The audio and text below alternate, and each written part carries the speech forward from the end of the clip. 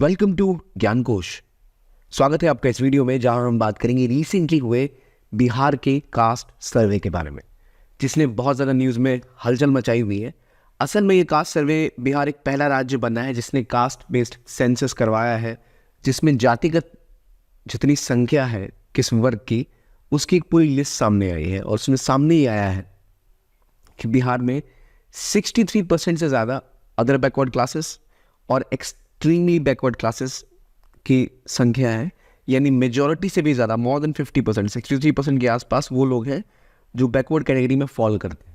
इसका मतलब ये है कि जो गवर्नमेंट अपनी पॉलिसीज़ है, उनमें जो अलग अलग जातियों के कितने वर्ग के लोग हैं, इसकी संख्या उन्हें पता लग चुकी है। अब वो उस हिसाब से अगर चाहे तो पॉलिसी मेकिंग या आगे के निर्णय ले सकते हैं। तो ये पहली बार हुआ है किसी भी इंडिपेंडेंट इंडिया में कहीं से भी ऐसा कास्ट सेंसस हुआ है। इसके बारे में डिटेल में जानेंगे, इसका क्या मायने है और किस किस ग्रुप को कितने कितने परसेंट लोग किस ग्रुप के आ रहे हैं। आगे बढ़ने से पहले लेकिन मेरा आपसे हमेशा की तरह सवाल, पहला सेंसस भारत में कब हुआ था? 1872, 1950, 2014 या 2009? ये पहला सेंसस था, अंग्रेज़ों ने किया था। और मुझे बताइए, उसके बाद से हर 10 साल पे सेंसस होता चला आया है। याद रखिए, इंडिया में जो सेंसस होता था उसमें कास्ट बेस्ड सर्वे नहीं किया जाता था। तो बिहार गवर्नमेंट ने स्पेसिफिकली कास्ट बेस्ड सेंसस ये किया, और काफ़ी टाइम से पॉलिटिशियंस की डिमांड और ये न्यूज़ में बनी हुई थी। और ये पहला ऐसा सर्वे है जो इंडिया में हुआ है आज़ादी के बाद। इससे पहले आखिरी बार जब ये हुआ था 1931 में, जब अंग्रेज़ों ने करवाया था। और पहला कास्ट सेंसस 1881 में हुआ था, यह लिखा हुआ है। लेकिन याद रखिए, मैंने यहाँ पे ऑप्शन में 1881 नहीं दिया है। क्यों? क्योंकि 1872 वाज द फर्स्ट सेंसस जो हुआ था इंडिया में मायू के अंतर्गत, और ये पहला सेंसस था जो कंप्लीट सेंसस था। तो अगर आप कभी कोई ऐसा क्वेश्चन देखें तो कंफ्यूज ना हो, इसलिए मैंने आपको बताया कि 1881 was the first complete census, 72 में पहली बार शुरू हुआ था सेंसस। ठीक है, अंग्रेज़ों ने last time caste based census कराया, उसके बाद इंडिपेंडेंट इंडिया में कभी भी ऐसा सेंसस नहीं हुआ। और ये किस एम के साथ किया गया? इसलिए किया गया कि पता चल सके किस वर्ग की संख्या कितनी है टोटल जनसंख्या में। और वेलफेयर स्कीम्स जो होती है वो टारगेटेड होती है एक पर्टिकुलर कम्युनिटी को लेकर। तो किस कम्युनिटी को टारगेट करना है, किसकी संख्या ज़्यादा है, किस तरह अपनी पॉलिसी डिटरमाइन करनी है, इसको लेकर सेंसस करवाया गया। मुद्दा यह है कि भारत में हर चीज़ की तरह इस चीज़ में भी राजनीति गर्म हो चुकी है, और मुद्दे का राजनीतिकरण ही इसको थोड़ा कॉन्ट्रोवर्शियल बनाता है। लेकिन किसी भी देश में जनसंख्या में कितना वर्ग पिछड़ा है ये पता होना एक अच्छी बात ही मानी जाती है, ताकि आप उन पर ध्यान रखते हुए पॉलिसी बना सकें। लेकिन इसमें क्या सामने आया, पहले ये तो देखें। 63% कहाँ से हैं? बैकवर्ड क्लासेस से और एक्सट्रीम बैकवर्ड क्लासेस से। यानी आपके पास जो पिछड़ा वर्ग है वो मेजॉरिटी में है, मेजॉरिटी से भी ज़्यादा 50% प्लस वन, मतलब एक तरह से कंप्लीट मेजॉरिटी आपकी जनसंख्या की, जो ये दिखाता है कि कितनी ज़्यादा इनइक्विटेबल ग्रोथ है। यानी जो ग्रोथ है वो बिल्कुल भी समावेशी नहीं है और बराबर नहीं है, जिसको समावेशित करने की बहुत ज़्यादा ज़रूरत है। और अगर आज़ादी के बाद इतने 70-75 सालों में भी आप ये नहीं कर पाए, इसका मतलब आपकी जो डेवलपमेंटल स्ट्रैटेजी रही है उसमें कहीं ना कोई कमियाँ रही हैं। अब देखिए, अभी जो आया है डेटा, उसमें ये backward classes 27.12% of Bihar population, extremely backward classes 36%, general 15.52, schedule caste 19.65 और शेड्यूल ट्राइब 1.68%। ये सारी जो कैटेगराइजेशन है कि कितनी संख्या में वर्ग के लोग जनसंख्या में पाए जा रहे हैं। अब इसके बाद राजनीति क्या गरमाई है, तो अलग अलग पॉलिटिकल पार्टीज ने अलग अलग बयान दिए हैं। जो नीतीश कुमार, उन्होंने कहा एक रेवोल्यूशनरी स्टेप है, और इसने जो है हर व्यक्ति को हर जाति वर्ग के बारे में एक जानकारी दी है, जिससे उनको टारगेट करते हुए हम अब पॉलिसी बना सकते हैं। और उन्होंने इसको क्रांतिकारी कदम बताया। वही दूसरी तरफ अगर हम बात करें कि जो कांग्रेस है, उसमें राहुल गांधी ने पिछले कुछ समय पहले ही बोला था कि caste based census national level में बहुत ज़रूरी है, क्योंकि वो सोसाइटी का एक्सरे स्कैन एक तरह से होगा जो हमें बताएगा कि किस वर्ग के साथ क्या समस्या है, बहुत ज़्यादा ख़राब है। उसको ध्यान में रखते हुए हमें कास्ट बेस्ड सेंसस की ज़रूरत है। अब बीजेपी का ये कहना है, सुशील मोदी जो इनके पहले डिप्टी चीफ मिनिस्टर थे, इससे पहले बीजेपी के नीतीश कुमार की सरकार करती थी बिहार में, उन्होंने कहा भाई हमारी सरकार के अंदर ही तो ये शुरू हुआ था, और बिहार में सभी राज्यों की सहमति से कास्ट बेस्ड सेंसस वहाँ पे करवाया गया, तो हर पार्टी वहाँ एग्री कर रही थी।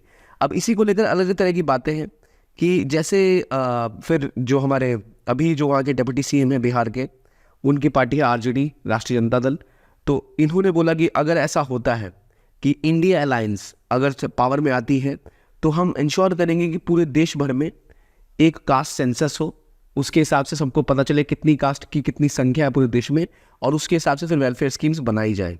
अलग अलग पॉलिटिकल पार्टीज ने अलग अलग प्रतिक्रियाएं दी हैं। कुछ ने ये कैसे बीजेपी के कुछ नेताओं का कहना था, गिरिराज सिंह का कहना था कि जो अभी लालू यादव की पार्टी है या नीतीश कुमार की पार्टी है, इन्होंने सेंसस का एक तरह से क्रेडिट नहीं लिया, जबकि हमारे टाइम में शुरू हुआ था। ये सब आई वॉश है, असल में जो ग्रोथ नहीं हुई बिहार में से छुपाने का तरीका है। ये सब बातें आ जा रही है। एक बार ये भी है जो कह रहा है कि ये caste census is like Mandal politics की तरह एक बड़ा छाप इस देश के ऊपर छोड़ सकता है। क्यों ऐसा कहा जा रहा है? इसके पीछे वजह ये है कि देखिए, जब मंडल पॉलिटिक्स स्टार्ट हुई थी तब जो अदर बैकवर्ड क्लासेस है उनको भारत में आरक्षण दिया गया था, और इंदिरा साहनी जजमेंट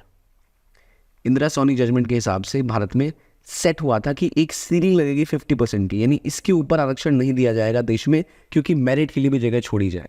अब जो बात ये आ रही है वहाँ ये देखा जा रहा है कि अराउंड 63% आपकी बैकवर्ड क्लासेज या एक्सट्रीमली बैकवर्ड क्लासेज है, और केवल 14 से लेकर 15% अगर आपकी जनरल पॉपुलेशन है, तो क्या जो 85 से लेकर 80% का आपका पॉपुलेशन का एरिया है, उनके लिए रिजर्वेशन जिस मात्रा में उनका संख्या है, जिस मात्रा में उनका संख्या बल है, जितनी वो उनकी भागीदारी है जनसंख्या में, क्या उस मुताबिक उनको आरक्षण मिलना चाहिए या नहीं मिलना चाहिए।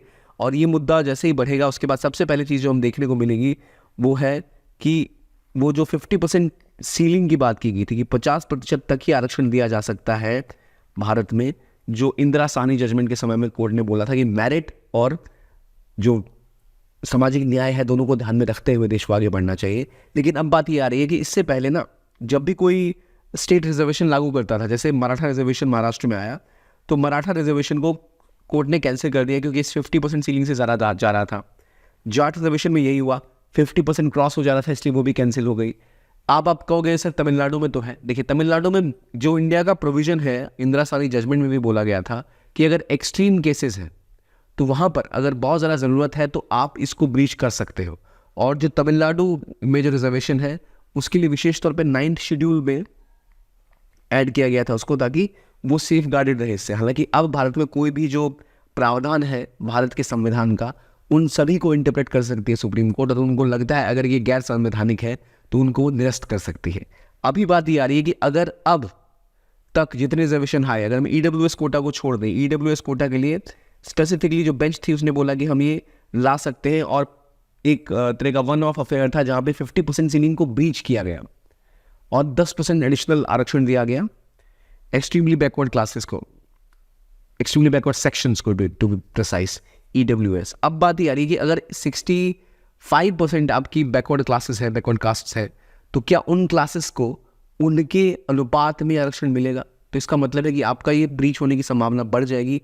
और सुप्रीम कोर्ट में अगर नेशन वाइड एक सर्वे कोई आया जिसमें कास्ट सेंसस में कुछ ऐसा ही मिलता जुलता डेटा आया, तो उम्मीद लगाई जा सकती है, कयास किए जा रहे हैं कि पॉलिटिकल पार्टीज भी पुश करेंगी ऑल ओवर इंडिया अलग अलग राज्यों की सेंसस हो, और उस हिसाब से रिजर्वेशन और जो वेलफेयर स्कीम्स है वो टारगेट की जाए एक पर्टिकुलर कम्युनिटी के लिए, पर्टिकुलर ग्रुप्स के लिए, जिनकी स्थिति जो अभी भारत में जो व्यवस्था है उसमें हाशिए पर है, जो सबसे बैकवर्ड है उनको सुधारा जाए, उनके लिए और सुविधाएं दी जाए। तो ये रिजर्वेशन का जो सीलिंग है उससे आगे जाने की बात करेगा। प्लस जैसे CPI-ML, communist party of India, इसे भाकपा माले भी कहते हैं, मार्क्सिस्ट लेनिस्ट, इन्होंने ऐसा कहा है कि जिस तरह बिहार में ऐसा हो रहा है उसी तरह पूरे देश में हर राज्य को ये सेंसस करवाना ही चाहिए। इससे हमें पता लगेगा कौन से जो जाति के लोग हैं और उनके हिसाब से फिर हम अपनी पॉलिसीज़ को रीओरिएंट कर पाएंगे।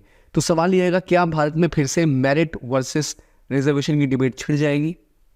और एक जो बयान और आ रहे हैं अलग अलग पार्टियों की तरफ से, वो सिर्फ अपोजिशन की नहीं, जो स्टेट की पॉलिटिक्स की पार्टी थी सभी की तरफ से ऑलमोस्ट आया गया है कि कास्ट बेस्ड सेंसस बिहार में, क्योंकि सबको समर्थन दिया था, हर पार्टी ने सेंसस को समर्थन दिया था कास्ट बेस्ड सेंसस का, तो क्या देखा जा सकता है कि इसका समय आ चुका है? क्योंकि बीजेपी ने हालांकि अभी तक जो सेंटर में रूलिंग पार्टी है उन्होंने सेंटर सर्वे की बात नहीं की, उन्होंने नहीं कहा कि वो सेंटर में कास्ट सेंसस करवाएंगे, पर अब जैसे इंडिया अलायंस की तरफ से अनाउंसमेंट आ चुकी है तो शायद हमें और देखने को मिलेगा।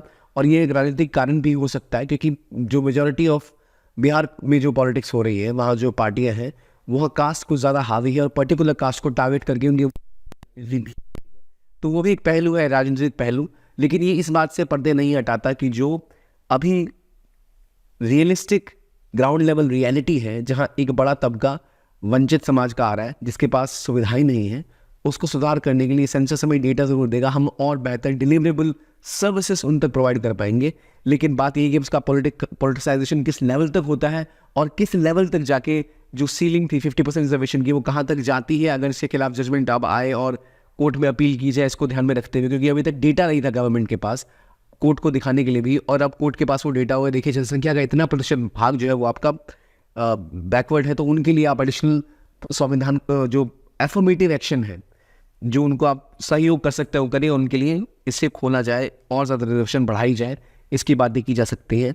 और ये सेंसस अभी अलग अलग पॉलिटिकल पार्टीज़ और इस पर और प्रतिक्रियाएँ आ रही हैं, और कुछ ने इसका स्वागत किया, कुछ ने कहा है कि ये शायद एक तरह से एक इलेक्शन की टेक्निक है वोट तोड़ने की। पर ओवरऑल एक सेंसस जो बहुत पहले होना था, इससे पहले कोर्ट में गया, जो पटना हाई कोर्ट है पहले इसने इसके ऊपर स्टे लगाया था कि गलत है, फिर पटना हाई कोर्ट ने कहा ठीक है आप कर सकते हैं, इसको वैलिड बताया, लीगल बताया। सुप्रीम कोर्ट ने भी इसके खिलाफ सारे पिटिशंस खारिज करते हुए कहा था कि राज्य सरकार ऐसा चाहे तो कर सकते हैं, क्योंकि वो इसलिए कर रहे हैं कि वो जो सेक्शन बहुत ज़्यादा पिछड़ा है उसको टारगेट कर पाएंगे, हाँ इनके लिए सुविधाएं कैसे बढ़ाई जा सके। तो ये सब स्टेप्स है, ये पूरी पॉलिटिक्स है इस कास्ट बेस्ड सेंसस की, जहाँ आपके पास हर कास्ट और हर वर्ग के लोगों की संख्या आ गई कि कितना % पॉपुलेशन किस ग्रुप को बिलोंग करता है। तो अब अपने हिसाब से आप पॉलिसीज का उसके हिसाब से निर्धारण कर सकते हैं। आप मुझे कमेंट सेक्शन में बताइए कि आपके हिसाब से क्या लग रहा है कि जो ये कदम उठाया गया है क्या नेशनल लेवल पे उठाना सही रहेगा, या इसके बाद एक और पॉलिटिसाइजेशन कास्ट का बहुत बड़े लेवल पे इंडिया में हो सकता है, या क्लासेस का हो सकता है। ज़रूर लिखिए कमेंट सेक्शन में। ये था आज का वीडियो, हमने समझा इस पॉलिटिक्स के बारे में। Thank you and have a nice day.